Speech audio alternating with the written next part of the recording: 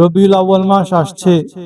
এই 100টি মাসনুন আমল ও প্রিয় নবীর অসাধারণ লাইফ স্টাইল খোদার কসম আজ আপনার জীবনকে অসাধারণ উচ্চতায় পৌঁছে দেবে। আমি খোদার কসম করে বলছি, কারণ এর চেয়ে বড় সফলতার সিঁড়ি, উচ্চতায় পৌঁছার সিঁড়ি পৃথিবীর জমিনে আর নেই।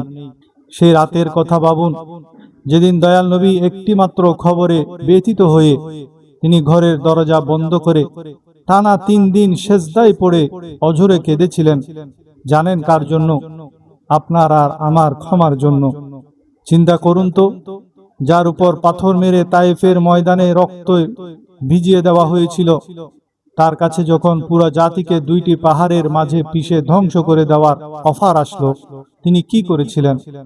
আজকের এই আধুনিক যুগে আমরা যখন বিষণ্ণতা, শারীরিক অসুস্থতা আর মানসিক শান্তির খোঁজে বেকুল, ঠিক 14 শতক আগে আমাদের প্রিয় নবীজি সাল্লাল্লাহু আলাইহি ওয়াসাল্লাম এমন এক অলৌকিক জীবন ব্যবস্থা রেখে গেছেন, যা অনুসরণ করলে সুস্বাস্থ্য আর আখেরাতের মুক্তি উভয়ই নিশ্চিত।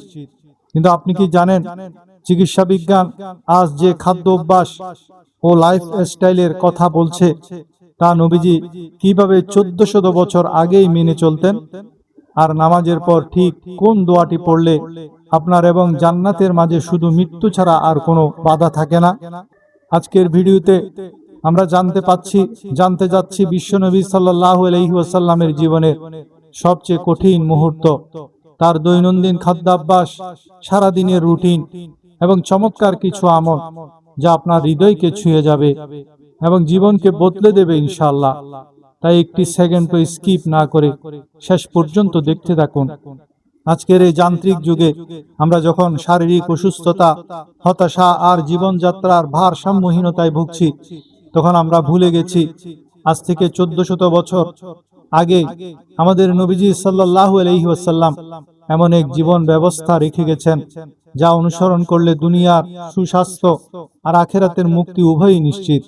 পবিত্র কোরআনে মহান আল্লাহ রাব্বুল আলামিন স্পষ্ট ঘোষণা করেছেন, লাকাদ কানা লাকুম ফি রাসূলিল্লাহি উসওয়াতুন হাসানাহ, তোমাদের জন্য আল্লাহর রাসূলের মধ্যে রয়েছে উত্তম আদর্শ। ইমাম কুরতুবী রাহমাতুল্লাহ আলাইহি লিখেছেন, খন্দকের যুদ্ধের সংকটময় মুহূর্তে যখন কিছু লোক ময়দান ছেড়ে চলে যাচ্ছিল, তখন এই আয়াত নাজিল করে স্মরণ করিয়ে দেওয়া হয়, রাসূলুল্লাহ সাল্লাল্লাহু আলাইহি ওয়াসাল্লামের জীবনী তোমাদের একমাত্র অনুসরণীয় পথ। তিনি দিনকে সমুন্নত রাখতে নিজের জীবন বাজি রেখেছেন, কাফেরদের মোকাবেলায় নিজে হাতে খন্দক খুঁড়েছেন। হযরত আল বারা ইবনে আজিব রাদিয়াল্লাহু তাআলা আনহু বর্ণনা করেন, খন্দকের দিন মাটি কাটতে কাটতে বিশ্বনবীর মোবারক পেট ধুলা মলিন হয়ে গিয়েছিল, আর তিনি উচ্চস্বরে কবি আব্দুল্লাহ ইবনে রাওয়াহার কবিতা আবৃত্তি করছিলেন, যার অর্থ হলো, হে আল্লাহ, তুমি হেদায়েত না দিলে আমরা সত্যানুসন্ধানী হতাম না, দান সদকা ও নামাজ পড়তাম না। সুতরাং শত্রুর মুখোমুখি হলে আমাদের অন্তরে প্রশান্তি নাজিল করো এবং আমাদেরকে অবিচল রাখো। উহুদের যুদ্ধে নবীজির সামনের দাঁত শহীদ হয়েছে। প্রিয় চাচা হযরত হামজা রাদিয়াল্লাহু তাআলা আনহু শাহাদাত বরণ করেছেন। সাহাবাগণ পেটে একটি করে পাথর বেঁধে ক্ষুধার যন্ত্রণা প্রকাশ করলে নবীজি নিজের পেটে বাঁধা 2টি পাথর দেখিয়ে ধৈর্য ধারণের চরম পরাকাষ্ঠা দেখিয়েছেন। তবে আপনি কি জানেন নবীজি সাল্লাল্লাহু আলাইহি ওয়াসাল্লামের জীবনের সবচেয়ে কঠিন দিন কোনটি ছিল? হযরত আয়েশা রাদিয়াল্লাহু তাআলা আনহা একবার জিজ্ঞেস করেছিলেন, হে আল্লাহর রাসূল, উহুদের চেয়েও কঠিন কোন দিন কি আপনার জীবনে এসেছিল? নবীজি বললেন, হ্যাঁ, আকাবার দিন বা তায়েফ সফরের দিনটি ছিল সবচেয়ে কঠিন। নবুয়তের 10ম বছর, যাকে ইতিহাসে আমুল হুজন বা দুঃখের বছর বলা হয়, সেই একই বছরে বিশ্বনবীর জীবনের 2 বড় সহায় প্রিয় সহধর্মিণী হযরত খাদিজা রাদিয়াল্লাহু তাআলা আনহা এবং আপন চাচা আবু তালিব ইন্তেকাল করেন। একাকী ও ব্যথিত হৃদয়ে ইসলাম প্রচারের আশায় তিনি তায়েফ সফর করলেন, কিন্তু তায়েফবাসী তাকে আশ্রয় দেওয়া তো দূরের কথা, অবুজ শিশু ও দাসদের লেলিয়ে দিয়ে পাথর মেরে আল্লাহর হাবিবকে রক্তাক্ত করে তাড়িয়ে দিল। সেদিন মেঘের ছায়া নিয়ে হযরত জিবরাইল আলাইহিস সালাম এসে বললেন, পাহাড়ের ফেরেশতা প্রস্তুত, আপনি হুকুম দিলে তায়েফবাসীদের 2 পাহাড়ের মাঝে পিষে ধ্বংস করে দেওয়া হবে। কিন্তু রাহমাতুল লিল আলামিন নবীজি সাল্লাল্লাহু আলাইহি ওয়াসাল্লাম বদলা নেননি। টিট ফর টেট বা যেমন কুকুর তেমন মুগুর নীতিকে সরাসরি নাকচ করে দিয়ে তিনি বলেন, বাল আরজু আন ইউখরিজাল্লাহু মিন আসলাবিহিম মান ইয়াবুদুল্লাহ ওয়াহদাহু লা ইউশরিকু বিহি শাইয়্যা। না, বরং আমি আশা করি আল্লাহ এদের বংশধরদের মধ্য থেকে এমন এক প্রজন্ম বের করবেন যারা এক আল্লাহর ইবাদত করবে এবং তার সাথে কাউকে শরীক করবে না। নবীজির এই অসীম দয়া ও ক্ষমার শক্তিতে তায়েফবাসী পরবর্তীতে বিশ্বস্ত মুসলিমে পরিণত হয়েছিল। আমাদের প্রিয় নবীজি সাল্লাল্লাহু আলাইহি ওয়াসাল্লাম দেখতে কেমন ছিলেন এবং কিভাবে চুল রাখতেন? হাদিসের বর্ণনা অনুযায়ী নবীজি সাল্লাল্লাহু আলাইহি ওয়াসাল্লাম সাধারণ বাবরি চুল রাখতেন বা 3 পদ্ধতিতে রাখা সুন্নত। ওয়াফরা, কানের লতি পর্যন্ত লম্বা রাখা। নাম্বার 2 লিম্মা, কানের লতি ও কাঁধের মাঝামাঝি পর্যন্ত লম্বা রাখা। নাম্বার 3 জুম্মা, কাঁধ পর্যন্ত লম্বা রাখা। হযরত আনাস রাদিয়াল্লাহু বলেন, রাসূলুল্লাহ সাল্লাল্লাহু আলাইহি ওয়াসাল্লামের চুল মোবারক 2 কানের মধ্যভাগ পর্যন্ত লম্বা ছিল। অন্য বর্ণনায় কানের লতি পর্যন্ত লম্বা থাকার কথা এসেছে। নবীজি মাথায় সিঁথি কাটতেন। হযরত আয়েশা সিদ্দিকা রাদিয়াল্লাহু তাআলা আনহা বলেন, আমি হায়েজ অবস্থায় রাসূলুল্লাহ সাল্লাল্লাহু আলাইহি ওয়াসাল্লামের মাথার কেশ পরিপাটি করে দিতাম। উলামায়ে কেরাম এই হাদিস থেকে চমৎকার সমাধান বের করেছেন। সাধারণ কোনো মৃত নারীকে গোসল দেওয়ার ক্ষেত্রে অন্য কোনো নারী যদি ঋতুভূত থাকেন তবে তিনিও প্রয়োজনে গোসল দিতে পারবেন, কারণ কোরআন ও হাদিসের সমুদ্র থেকে গভীর অর্থ ও মণিমুক্তা আহরণ করতে হয়। শুধুমাত্র বাহ্যিক শব্দের উপর সীমাবদ্ধ থাকা যায় না। ওযু করা, চুল আঁচড়ানো, জুতা পরিধান করা কিংবা মসজিদে প্রবেশের সময় নবীজি সাল্লাল্লাহু আলাইহি ওয়াসাল্লাম ডান দিক থেকে শুরু করতেন, আর শৌচাগারে প্রবেশ বা জুতা কাপড় খোলার সময় বাম দিক থেকে শুরু করতেন। নবীজি চুলে খিজাব বা মেহেদি ব্যবহার করতেন, কারণ ইহুদি নাসারারা চুল দাড়ি পুরোপুরি সাদা রেখে দিত, যা নবীজি পছন্দ করতেন না। মক্কা বিজয়ের দিন হযরত আবু বকর রাদিয়াল্লাহু তাআলা আনহুর পিতা আবু কুহাফাকে নিয়ে আসা হলে তার দাড়ি ধবধবে সাদা দেখে নবীজি সাল্লাল্লাহু আলাইহি ওয়াসাল্লাম বললেন, এটিকে কোনো রং দিয়ে পরিবর্তন করে দাও, তবে কালো রং বর্জন করো। মনে রাখবেন, চুলে বা দাড়িতে কুচকুচে কালো কলব ব্যবহার করা নিষিদ্ধ। আজকের বিশ্ব যখন ডায়াবেটিস আর উচ্চ রক্তচাপ নিয়ে চিন্তিত, তখন 1400 বছর আগেই নবীজি আমাদের সেরা স্বাস্থ্য সচেতনতার শিক্ষা দিয়ে গেছেন। নবীজি কোনো রাজকীয় বিলাসিতা পছন্দ করেননি। তিনি জবের রুটি খেতেন, যার ভুসি চালনা হতো না। খাবারের থালা বা বাটির গায়ে লেগে থাকা ছোট ছোট খাদ্যকণা না ফেলে আঙ্গুল দিয়ে মুছে খাওয়া। নবীজি সাল্লাল্লাহু আলাইহি ওয়াসাল্লাম বলেছেন, খাবারের শেষ অংশে বরকত নিহিত থাকে, যা মানুষ জানে না। নবীজি সাল্লাল্লাহু আলাইহি ওয়াসাল্লাম বলেন, তোমরা জৈতুনের তেল খাও এবং তা শরীরে মালিশ করো, কারণ তা এক বরকতময় বৃক্ষ হতে উৎপন্ন। আধুনিক ডাক্তাররা সয়াবিন তেল, চিনি ও প্রসেসড খাবার বাদ দিয়ে জৈতুন বা সরিষার তেল এবং প্রাকৃতিক খাবার খাওয়ার যে পরামর্শ দিচ্ছেন তা সুন্নাহসম্মত জীবনধারারই প্রতিফলন। নবীজি সাল্লাল্লাহু আলাইহি ওয়াসাল্লাম কখনো পেট পুরে একটানা রুটি বা মাংস খেতেন না, যতক্ষণ না তা জাফাফ, মেহমান বা যৌথ দাওয়াত হতো। এমনকি পেট ভরে খেজুর খাওয়ার সুযোগও তার কম হতো। নবীজি সাল্লাল্লাহু আলাইহি ওয়াসাল্লাম লাউ খুব পছন্দ করতেন। হযরত আনাস রাদিয়াল্লাহু বলেন, এক দর্জি দাওয়াতে নবীজিকে জবের রুটি এবং ঝোল লাউ দেওয়া হলে তিনি বাটির চারপাশ থেকে লাউ খুঁজে নিয়ে খাচ্ছিলেন। এরপর থেকে আনাস রাদিয়াল্লাহু তাআলা আনহু লাউ ভালোবাসতে শুরু করেন। এছাড়া সিরকা, মধু, ছাগলের রানের মাংস ও শরীদ ছিল তার পছন্দ। প্রিয় নবীজি সাল্লাল্লাহু আলাইহি ওয়াসাল্লাম হেলে দুলে বা ঠেস দিয়ে খেতেন না। ডান হাতে 3 আঙ্গুলে খেতেন এবং খাওয়ার শেষে আঙ্গুল ও পাত্র চেটে ফুটে খেতেন। খাওয়ার শুরুতে বিসমিল্লাহ বলতেন। বিসমিল্লাহ না বললে শয়তান খাবারে অংশ নেয় এবং বরকত চলে যায়। বাসার কাজের লোক বা বাবরচিকে সাথে বসিয়ে খাওয়ানো বা তাদের ভালো খাবার দেওয়া সুন্নত। খাওয়ার পর আল্লাহর শুকর আদায় করতেন। আলহামদুলিল্লাহিল্লাযী আত'আমানা ওয়া সাকানা ওয়া জাআলানা মুসলিমিন। নবীজি সাল্লাল্লাহু আলাইহি ওয়াসাল্লামের সারা দিনের রুটিন ছিল অত্যন্ত সুশৃঙ্খল ও প্রোডাক্টিভ। ভোর এবং সকালে ফজরের পর জিকির ও চাশতের নামাজ, নিজের কাজ নিজে করা, যেমন ছাগলের দুধ দোহানো, কাপড় সেলাই বা জুতা মেরামত করা। দুপুর এবং বিকালে, দুপুরে কাইলুলা, সামান্য ঘুম যাওয়া, জোহরের পর উপদেশ দান করা, আসরের পর স্ত্রীদের সময় দেওয়া। রাতের বেলা মাগরিবের পর রাতের খাবার গ্রহণ করা। নবীজি দিনে 2 বেলা খেতেন, সকালে এবং মাগরিবের পর। এশারের পর অপ্রয়োজনীয় কথা না বলে 9টা থেকে 10টার মধ্যে ঘুমিয়ে যেতেন। নবীজি সাল্লাল্লাহু আলাইহি ওয়াসাল্লাম ডান হাতের তালু ডান গালের নিচে রেখে বলতেন, আল্লাহুম্মা কিনি আযাবাকা ইয়াউমা তাবআসু ইবাদাক, অর্থাৎ হে আল্লাহ, যেদিন আপনার বান্দাদের পুনরুজ্জীবিত করবেন সেদিন আমাকে আপনার আযাব থেকে রক্ষা করুন। রাতে ঘুমানোর আগে ঘরের বাতি বা আগুন নিভিয়ে দেওয়া, পানির পাত্র ঢাকনা দিয়ে ঢেকে রাখা এবং বিসমিল্লাহ বলে ঘরের দরজা বন্ধ করা বিশেষ সুন্নত। রাতের শেষ তৃতীয়াংশে উঠে তাহাজ্জুদ এবং কান্না ভেজা ইবাদতে লিপ্ত হতেন। নবীজি কখনো খাবারের দোষ ধরতেন না, অহেতুক কথা বলতেন না, কারো সাথে মেকি বা মিথ্যা কৌতুক করতেন না। কৌতুক করলেও সত্য বলতেন। যেমন বৃদ্ধা নারীকে বলেছিলেন, কোনো বৃদ্ধা জান্নাতে যাবে না, অর্থাৎ তারা তরুণী হয়ে জান্নাতে প্রবেশ করবে। কেউ কথা বলতে আসলে নবীজি সাল্লাল্লাহু আলাইহি সাল্লাম শুধু ঘাড় বা চোখ ঘুরিয়ে তাকাতেন না, বরং পুরো শরীর দিয়ে তার দিকে ঘুরে দাঁড়াতেন বা বসতেন। এটি শ্রোতাকে পূর্ণ সম্মান ও গুরুত্ব দেওয়ার এক অপূর্ব মনস্তাত্ত্বিক সুন্নত।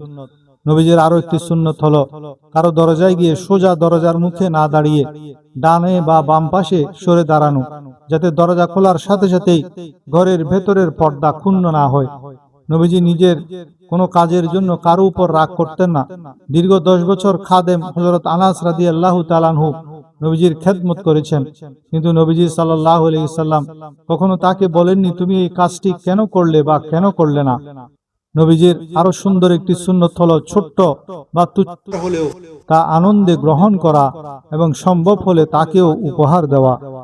নবীজি সাল্লাল্লাহু আলাইহি ওয়াসাল্লাম একটানা দ্রুত কথা বলতেন না, বরং ধীরে ধীরে স্পষ্ট উচ্চারণে কথা বলতেন, যাতে শ্রোতা প্রতিটি শব্দ সহজে মুখস্থ বা অনুধাবন করতে পারে। হাই আসলে ডান হাত বা বাম হাতের পিঠ দিয়ে মুখ ঢেকে রাখা এবং আ আ আ শব্দ না করা। ঘরে কেউ না থাকলেও সালাম দেওয়া এবং প্রবেশের সময় বিসমিল্লাহ বলা, যাতে শয়তান ঘরে অবস্থান নিতে না পারে। খালি চোখে না দেখা ধুলাবালি বা ক্ষতিকর কিছু দূর করতে বিছানা ভালোভাবে 3 বার ঝেড়ে তারপর শোয়া। রাতের ঘুমকে ইবাদতে পরিণত করতে পবিত্র অবস্থায় বিছানায় যাওয়া। ওযু শেষ করে শুকরিয়া ও সম্মান সূচক 2 রাকাত নফল নামাজ আদায় করা। ওযু শেষে আসমানের দিকে তাকিয়ে কলমায়ে শাহাদাত পাঠ করা। নবীজি বলেছেন, এটি পাঠ করলে জান্নাতের 8টি দরজায় খুলে দেওয়া হয়। আল্লাহ রাসূল সাল্লাল্লাহু আলাইহি ওয়াসাল্লাম নিজের উম্মতের জন্য কতটা দরদী ছিলেন তা জিবরাইল আলাইহিস সালামের একটি ঘটনার মাধ্যমে বোঝা যায়। জিবরাইল আলাইহিস সালাম এসে যখন জানালেন যে জাহান্নামের প্রথম স্তরে নবীজির উম্মতের গুনাহগারদেরকে রাখা হবে, নবীজি সাল্লাল্লাহু আলাইহি ওয়াসাল্লাম ব্যথায় বেকুল হয়ে 3 দিন ধরে দরজায় খিল দিয়ে কান্না এবং সিজদায় পড়ে রইলেন। আবু বকর, ওমর ও সালমান ফারসি রাদিয়াল্লাহু তাআলা আনহু গিয়েও কথা বলতে পারেননি। অবশেষে কলিজার টুকরা কন্যা মা ফাতেমা রাদিয়াল্লাহু তাআলা আনহার কণ্ঠ শুনে দরজা খুলে নবীজি কাঁদছিলেন উম্মতের মাগফিরাতের জন্য। তখন আল্লাহর পক্ষ থেকে সান্ত্বনা নাজিল হলো, ওয়ালা সাউফা ইউতিকা রাব্বুকা ফাতারদা, শীঘ্রই আপনার রব আপনাকে এত দিবেন যে আপনি সন্তুষ্ট হয়ে যাবেন। নবীজি সাল্লাল্লাহু আলাইহি ওয়াসাল্লাম আনন্দিত হয়ে বললেন, আমি ততক্ষণ সন্তুষ্ট হব না যতক্ষণ না আমার শেষ উম্মতটিও জান্নাতে প্রবেশ করে। আমাদের নবী প্রতিদিন যেসব দোয়া, আমল ও জিকির করতেন, আমাদেরও উচিত নিয়মিত সেইগুলি পালন করা। যেমন প্রতি রাতে ঘুমানোর আগে বিশেষ আমল সূরা মুলুক, সূরা আস-সাজদা প্রতি রাতে ঘুমানোর আগে অন্তত একবার পাঠ করুন, যা আপনাকে কবরের আযাব থেকে রক্ষা করবে। 3 কুল, সূরা ইখলাস, সূরা ফালাক ও সূরা নাস ঘুমানোর আগে সূরা ইখলাস, সূরা ফালাক, সূরা নাস 3 বার করে পড়ুন। তারপর 2 হাতের তালুতে ফু দিয়ে মাথা, মুখ এবং যতটুকু সম্ভব পুরা শরীরে মাসে করুন। আয়াতুল কুরসি, সূরা বাকারার 255 নম্বর আয়াত আয়াতুল কুরসি একবার পড়ুন। সূরা বাকারার শেষ 2 আয়াত সূরা বাকারার 285 এবং 286 নম্বর আয়াত, এই 2টি প্রতি রাতে পাঠ করুন। সূরা কাফিরুন ঘুমানোর আগে একবার সূরা কাফিরুন পাঠ করুন, এটি শিরক থেকে মুক্ত থাকার উপায়। এরপর ঘুমানোর দোয়া, বিছানায় শুয়ে এই দোয়াটি পড়ুন, বিসমিকা আল্লাহুম্মা আমুতু ওয়া আহইয়া, হে আল্লাহ, আপনার নামে আমি মৃত্যুবরণ করছি এবং জীবিত হচ্ছি। প্রতিদিন সকাল এবং সন্ধ্যার আমল সৈয়দুল ইস্তেগফার ক্ষমা চাওয়ার শ্রেষ্ঠ দোয়া প্রতিদিন সকালে এবং সন্ধ্যায় একবার করে পাঠ করুন। আল্লাহুম্মা আনতা রব্বি লা ইলাহা ইল্লা আনতা খালাকতানি ওয়া আনা আবদুকা ওয়া আনা আলা আহদিকা ওয়া ওয়া'দিকা মাস্তাতা'তু আউযু বিকা মিন শাররি মা সানা'তু আবুউ লাকা বিনি'মাতিকা আলাইয়া ওয়া আবুউ বিযামবি ফাগফিরলি ফাইন্নাহু লা ইয়াগফিরুয যুনুবা ইল্লা আনতা। যে ব্যক্তি সকালে বা সন্ধ্যায় এটি বিশ্বাস নিয়ে পড়বে এবং ওই দিন বা রাতে মারা যাবে, সে জান্নাতি হবে। 3 কুল সকালে 3 বার এবং সন্ধ্যায় 3 বার সূরা ইখলাস, সূরা ফালাক এবং সূরা নাস পাঠ করুন। দুরূদ শরীফ প্রতিদিন সকালে 10 বার এবং সন্ধ্যায় 10 বার প্রিয় নবীজি সাল্লাল্লাহু আলাইহি ওয়াসাল্লামের উপর দুরূদ শরীফ পাঠ করুন।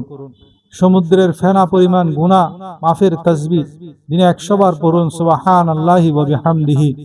100 বার তাওহীদের জিকির পড়ুন লা ইলাহা ইল্লাল্লাহু ওয়াহদাহু লা শারীকা লাহু লাহুল মুলকু ওয়া লাহুল হামদু ওয়া হুয়া আলা কুল্লি শাইইন কাদির।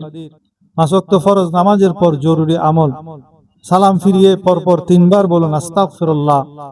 এরপর একবার এই দোয়াটি পড়ুন আল্লাহুম্মা আনতাস সালাম ওয়া মিনকাস সালাম তাবারাকতা ইয়া যাল জালালি ওয়াল ইকরাম।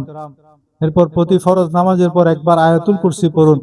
নবীজি সাল্লাল্লাহু আলাইহি ওয়াসাল্লাম বলেছেন, যে ব্যক্তি প্রতি ফরজ নামাজের পর আয়াতুল কুরসি পড়বে তার জান্নাতে যাওয়ার পথে মৃত্যু ছাড়া আর কোনো বাধা থাকে না। এরপর তাসবিহে ফাতিমি সুবহানাল্লাহ 33 বার, আলহামদুলিল্লাহ 33 বার, আল্লাহু আকবার 34 বার অথবা 33 বার পড়ে 100 বার পূর্ণ করতে পড়ুন লা ইলাহা ইল্লাল্লাহু ওয়াহদাহু লা শারীকা লাহু লাহুল মুলকু ওয়া লাহুল হামদু ওয়া হুয়া আলা কুল্লি শাইইন কাদির। এরপর প্রতি নামাজের পর সূরা ফালাক, সূরা নাস একবার করে পড়ুন, তবে ফজর ও মাগরিবের পর 3 বার পড়ুন। সাপ্তাহিক বিশেষ দিনের আমল, প্রতি শুক্রবার জুমার দিন সূর্যাস্তের আগে একবার সম্পূর্ণ সূরা কাহাফ তেলাওয়াত করুন। এটি 2 জুমার মধ্যবর্তী সময় আপনার জন্য আলোর দিশা হবে এবং দাজ্জালের ফিতনা থেকে রক্ষা করবে।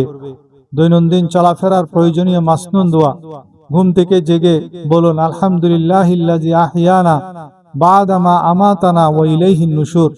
বাথরুমে প্রবেশের সময় বলুন আল্লাহুম্মা ইন্নী আউযু বিকা মিনাল খুবুসি ওয়াল খাবায়েস এবং বের হয়ে বলুন গফরানাকা। ওযু শেষ করে শাহাদাত পাঠ করুন আশহাদু আল্লা ইলাহা ইল্লাল্লাহু ওয়াহদাহু লা শারীকা লাহু ওয়া আশহাদু আন্না মুহাম্মাদান আবদুহু ওয়া রাসূলুহু। ঘর থেকে বের হওয়ার সময় পড়ুন বিসমিল্লাহি তাওয়াক্কালতু আলাল্লাহ ওয়ালা হাওলা ওয়ালা কুওয়াতা ইল্লা বিল্লাহ। মসজিদে প্রবেশ এবং বের হওয়ার সময় পড়ুন, প্রবেশের সময় পড়ুন আল্লাহুম্মা আফতাহ লি আবওয়াবা রাহমাতিকা এবং বের হওয়ার সময় পড়ুন আল্লাহুম্মা ইন্নী আসআলুকা মিন ফাদলিক। খাওয়ার শুরুতে এবং শেষে, শুরুতে বলুন বিসমিল্লাহ এবং খাওয়ার শেষে পড়ুন আলহামদুলিল্লাহিল্লাযী আত'আমানা ওয়া সাকানা ওয়া জাআলানা মুসলিমিন। যে রাসূল সারাটি জীবন উম্মতের সুখে দুঃখে পাশে রইলেন, তায়েফের রক্তে ভিজেও বদলা না নিয়ে আমাদের হেদায়েতের দোয়া করলেন আর বললেন আমার শেষ উম্মতটি জান্নাতে না যাওয়া পর্যন্ত আমি সন্তুষ্ট হব না। সেই দয়ালু নবীর সুন্নাহকে আমরা আমাদের দৈনন্দিন জীবনে মেনে চলব না। আসুন আজ থেকে আমাদের জীবনটাকে নবীজির সুন্নাহর রঙে রাঙিয়ে নিই।